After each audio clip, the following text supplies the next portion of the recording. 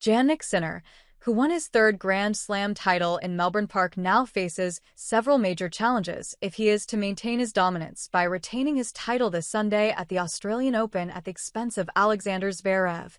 Jannik Sinner started 2025 as he finished the 2024 season.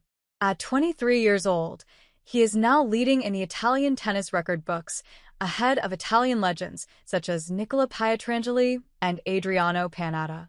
Sinner is no longer just the undisputed leader of world tennis, which he has dominated for over a year now. Let's no longer be afraid of words or numbers.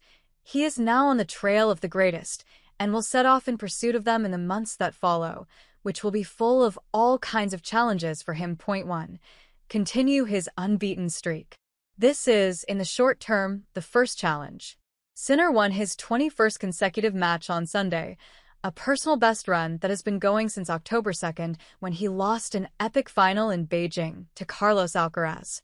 The Italian is still some way off Bjorn Borg's Open record, 49 wins in a row in 1978, or even Novak Djokovic's 43 between 2010 and 2011, and Roger Federer's 41 between 2006 and 2007. But things could move quickly.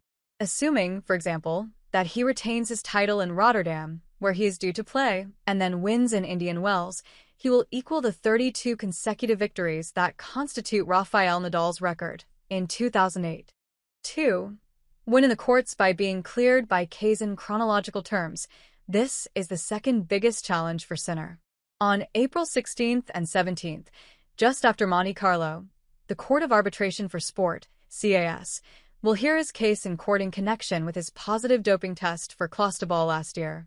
Sinner was initially cleared by an independent court, which accepted the theory of unintentional contamination.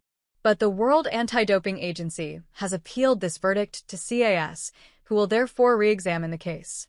Sinner, who has received the support of a large part of the players, if not all, but he still faces the prospect of a possible 1-2-year suspension. 3. Conquering the clay. Sinner now has 19 titles to his name, but only one on clay, in UMAG in 2022, when he beat Alcaraz in the final. He has also never made a Masters 1000 final on clay, a surface where the pace of his shots hurts his opponents a little less, and where his physique has sometimes betrayed him in long-term matches, such as last year in the semi-finals of Roland Garros against the Spaniard. This supposed lack of physical stamina is the only area of the sport where Sinner has not yet removed all doubts. For the rest, especially as an Italian, he has nothing against clay.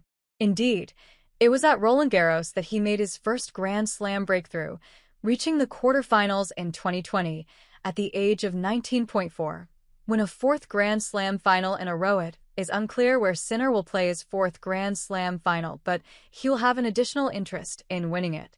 On Sunday in Melbourne, he became the 8th player in the Open era to win his first 3 major finals after Jimmy Connors, Bjorn Borg, Stefan Edberg, Gustavo Kuerten, Federer, Stan Wawrinka, and Alcaraz.